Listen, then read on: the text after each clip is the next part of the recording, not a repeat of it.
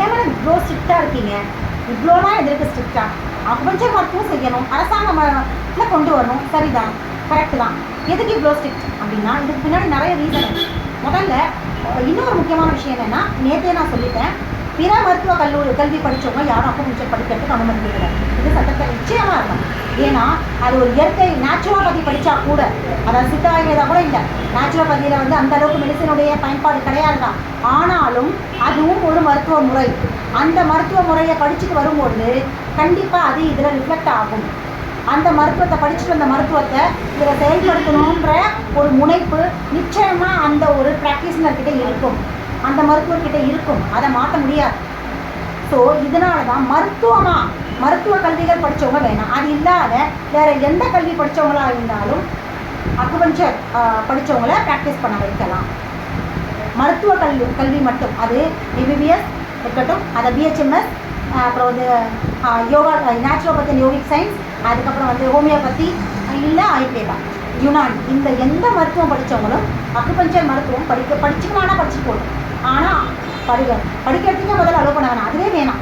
கல்லூரிகளில் இந்த மருத்துவத்தை படிச்சுட்டு வந்தவங்களும் அலோவே பண்ண வேணாம். ஏன்னா வேற எங்கேயாவது போய் குழப்படி பண்ணுவாங்க, மருத்துவ கலப்பு நடத்துவாங்க. அக்குபஞ்சர் மருத்துவம் தான் தங்களோட மருத்துவத்தை கலந்து அதை அப்படியே பிரச்சாரம் பண்ணி இது பிற்காலத்தில் இன்னொரு 50 வருஷம் கழித்து பல குழப்பங்களை ஏற்படுது. அதனால் மருத்துவம் பயின்றவர்களை அக்குபஞ்சர் கல்லூரியிலே அலோவ் பண்ணக்கூடாது, மருத்துவமனைகளையும் அலோவ் பண்ணக்கூடாது, மருத்துவராகவும் அலோவ் பண்ணக்கூடாது. இதை ரொம்ப ஸ்ட்ரிக்டாக இருக்குது. சரி, இதெல்லாம் ஏன் இவ்வளோ ஸ்ட்ரிக்டாக இருக்கீங்க அப்படின்னா இது எல்லாமே எக்ஸ்பீரியன்ஸ் தான். எங்களுடைய அகாடமியில் பிற மருத்துவங்கள் படிச்சுட்டு வந்தவங்களே இந்த மாதிரியான குழப்பங்கள்னால கிளினிக்கில் உட்காந்துக்கிட்டு 2 மருத்துவங்களை கலந்து செஞ்சுட்டு இருக்காங்க. இப்போ மக்கள்கிட்ட போய் சேரும்பொழுது எங்கிட்ட வர ஹீலீஸ் வெளியில் வேறு யாருக்கும் ட்ரீட்மெண்ட் பார்த்துட்டு வரவங்க தப்பா, அதாவது இந்த மருந்து சாப்பிட்டா அது சரியாகுமா, இந்த மருந்தையும் கூட சாப்பிடலாமே, அந்த ஹீலர் அப்படி தான் சொன்னாங்க, அந்த அக்குயிலர் சொன்னாங்க மருந்து சாப்பிட்லான்னு சொல்லிட்டு, ஆவாரம் சூப்பு குடிக்கலாமா, ஆவாரம் டீ சாப்பிட்டா இதுக்கு குணமாகுமா, அப்புறம் சுகருக்கு வந்து இந்த இலை சாப்பிட்டா சரியாகும் அவங்க சொன்னாங்க, இதனால தப்பில்லைன்னு சொன்னாங்க. இப்படி அவங்க ஏற்கனவே படித்த மருத்துவத்தை அக்குபஞ்சரோட கலந்து மருந்து இல்லா மருத்துவம் அப்படிங்கிற அந்த அந்த அந்த அடிப்படை தத்துவத்தையே பிரேக் பண்ணிடுவாங்க. ஸோ இந்த எக்ஸ்பீரியன்ஸில் தான் சொல்கிறேன், கவர்மெண்ட் கிட்ட கொண்டு போகும்போது மிகச்சரியாக கொண்டு போகணும்.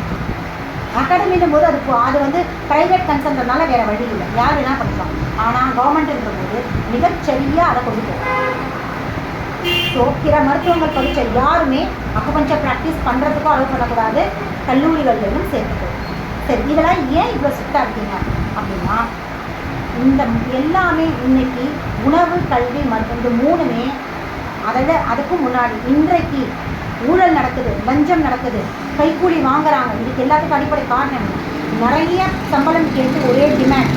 எங்கே பார்த்தாலும் எல்லா துறைகள்லையும் அரசாங்கத்துக்கிட்ட இது வேணும் அது வேணும், சம்பள உயர்வு வேணும்னு சொல்லிட்டு இன்றைக்கி பத்தலைன்னு சொல்லி இன்றைக்கு ஸ்ட்ரைக் பண்ணுறதுக்கான ரீசன் என்ன அப்படின்னு பார்த்தோம்னா இந்த உணவு, கல்வி, மருத்துவம் இது 3மே ப்ரைவேட் கிட்டேயும் இருக்கிறது தான், அரசாங்கத்துக்கிட்ட மட்டும் இல்லை, ப்ரைவேட் கையிலையும் இருக்கிறதுனால தான் இன்றைக்கி பத்தலை நிறைய எக்ஸ்ட்ராவாக பணம் வாங்கிறதுக்கான காரணம் இதுதான். இது 3ம் ப்ரைவேட் கிட்ட இல்லாமல் அரசாங்கத்துக்கிட்ட இலவசமாக, அது பெரிய கோடீஸ்வரனாக இருந்தாலும் சரி, சாதாரண குடிசைவாசியாக இருந்தாலும் சரி, அரசாங்க பள்ளியில் மட்டும்தான் படிக்க முடியும் அப்படிங்கிற ஒரு இடம் வந்துச்சு. அதே மாதிரி உணவு அப்படிங்கிற இடத்துல ப்ரைவேட் அப்படிங்கிற ஹோட்டல்ஸ் இருக்கிறதுனால தான் ஏற்றத்தாழ்வு. தள்ளுவண்டி கடைக்காரங்கிட்ட ஒரு ஒரு ஒரு இட்லி 5 ரூபா, ஹோட்டலில் 10 ரூபா. ஏன்? இதற்காக இந்த 3 வெரைட்டிஸ். பெரிய ஹோட்டலில் 20 ரூபா கூட இட்லி இருக்குது, 50 ரூபா கூட இருக்குது 2 செட் 2 இட்லி. இன்னும் நிறைய இருக்குது ஸ்டார் ஹோட்டல்லாம். அதே சமயத்தில் அம்மா உணவகத்தில் 1 ரூபா கூட இட்லி இருக்குது. இந்த ஏற்றத்தாழ்வுகள் ஏன் வருது? இதனால் என்ன ஆகுதுன்னா உணவு கலப்படம், கண்டாமினேஷன் இதான் வருது. காசு ஏற ஏற ஏற ஏற சுத்தம், சுகாதாரம், கலப்படம் இல்லை, இந்த எண்ணெய் அந்த எண்ணெய், இப்படி ஏகப்பட்ட விஷயங்கள் ஏற்றத்தாழ்வுகள் ஏற்படுது. ஏற்றத்தாழ்வே இல்லாமல் இருக்குன்னா எல்லாமே பொதுப்படையாகும். உணவுனா ஒரு இடத்துல அரசாங்கம் தான் கொடுக்கும், வந்தால் வாங்கி சாப்பிடு, இல்லையா வீட்டில் சாப்பிடு, முடிஞ்சு போச்சு. வீட்டை தாண்டி நீ வெளியே சாப்பிடணும்னு நினச்சின்னா அரசாங்கத்துடைய உணவகங்களில் தான் சாப்பிடணும்.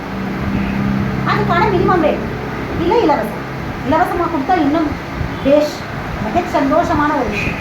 அதுக்கான வருமானம் இல்லாத பட்சத்தில் அம்மா உணவகங்களில் இருக்கிற மிக குறைந்த அளவில், மிக குறைந்த அடிப்படையான ஒரு வருமானத்தில் கொடுக்கக்கூடிய அளவுக்கு நீங்கள் கொடுக்கலாம்.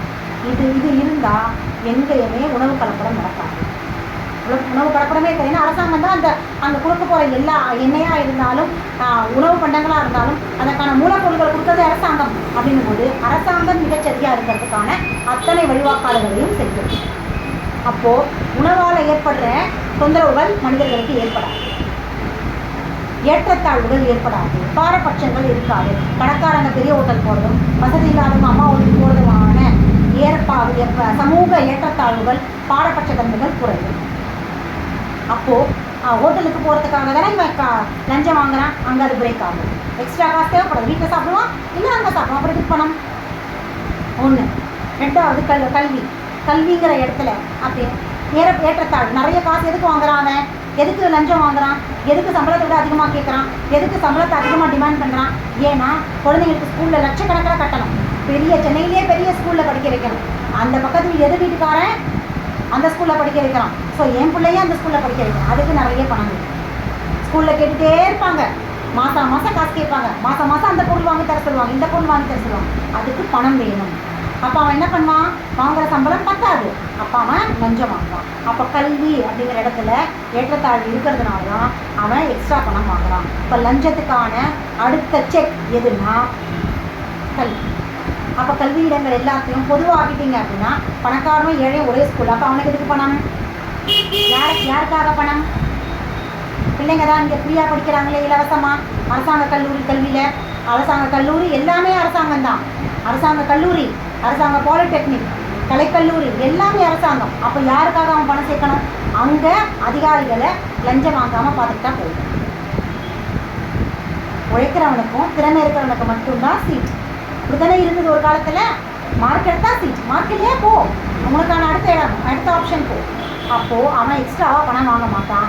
எல்லாருமே உழைச்சி படிப்பாங்க, திறமையில் முன்னுக்கு வருவாங்க.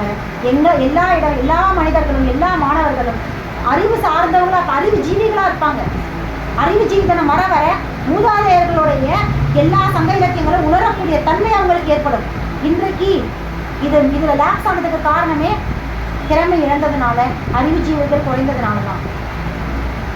அப்போது இதோடைய பேஸ் என்ன அப்படின்னு பார்த்தீங்கன்னா, கல்வி அரசாங்கத்தால் கொடுக்கப்படணும். அங்கே எல்லாருக்குமே பொது கல்வி. அங்கே அப்போ பொதுவாக கல்வி கிடைக்கும்பொழுது அந்த திறமையானவன் மட்டும்தானே ஜெயிப்பான். ஒரே கல்வியை கொடுக்கும் பொழுது அந்த கல்வியை யார் எப்படி உறிஞ்சி எடுத்துக்கிறாங்களோ அவன் திறமைசாலி. அது அடுத்தடுத்த மேல்நிலைக்கு எவன் அதை கொண்டு போகிறான்னா அவன் திறமைசாலி.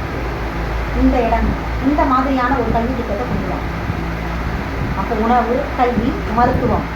பணக்காரனும் அங்கே வா, நீ கவர்னராக இருந்தாலும் இங்கே வா.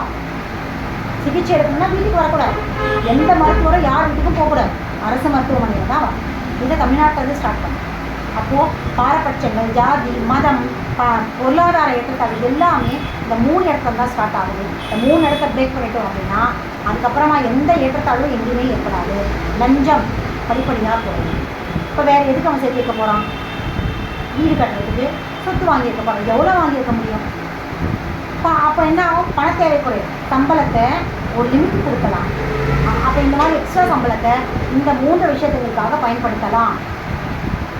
ஏன்னா அது இது மூணும் அவனுக்கு இலவசமாக கிடைக்கும்போது எதுக்கு அவனுக்கு 80,000 சம்பளம் குறைச்சிது? எல்லா அரசு ஊழியர்களுடைய சம்பளமும் குறைக்கப்படணும். அந்த சம்பளத்தை எடுத்து இந்த 3 விஷயம் ஃப்ரீயாக கொடு. அப்போ அவனுக்கு அந்த செலவு குறையுது தானே. இப்போ செலவு குறைஞ்சா பணமும் இங்கே குறையணும் தானே, இல்லையா? ஏன்னா நீ கல்வி அரசாங்கத்துக்கு தான் ஃப்ரீயாக கிடைக்குது. உணவு வீட்டில் சாப்பிட போகிற, தேவைப்பட்டால் வெளியில் 1 ரூபாய் இட்லி 5 ரூபாய்க்கு சாப்பாடு சாப்பிட போகிற, மருத்துவம் இலவசமாக கிடைக்குது, நீ அங்கே வந்து பாரு. அப்போ இது 3 தானே அதிகமாக காசை வாங்குது. அப்போ இது 3 குறைஞ்சாச்சுன்னா சம்பளம் குறையும். சம்பளத்தை குறைங்க, லிமிட்டாக வைங்க. அப்போ தமிழ்நாட்டுக்கு ஏன் மத்தியத்தை நாடி போகணும்? சென்ட்ரல் கவர்மெண்ட் அண்டி இருக்க வேண்டிய அவசியமே இல்லையே. எத்தனை அரசாங்க ஊழியர்கள் இருக்காங்க, அவங்களுடைய வருமானம் நமக்கு கிடைக்கும். அவங்களுடைய சம்பளத்திற்கு ஒரு பகுதி நம்ம எல்லா விஷயத்துக்கும் பயன்படுத்தலாம். யாரையும் அண்டி வாழ வேண்டிய அவசியம் இல்லை. லஞ்சம் குறையும். இதுக்காக தான் அக்குபஞ்சர் மருத்துவர் முதல்ல இந்த விஷயத்தை ஸ்டார்ட் பண்ணும்போது அடுத்தடுத்து எல்லாமே சாத்தியமாகும். நம்மாழ்வார் சொன்ன சுவரில்லா கல்வி நிச்சயமாக சாத்தியமாகும். நஞ்சில்லா உணவும் சாத்தியமாகும், மருந்தில்லா மருத்துவமும் சாத்தியம். இது எல்லாமே அரசாங்கத்துக்கிட்ட போனால் மட்டும்தான் இது எல்லாமே சாத்தியம்.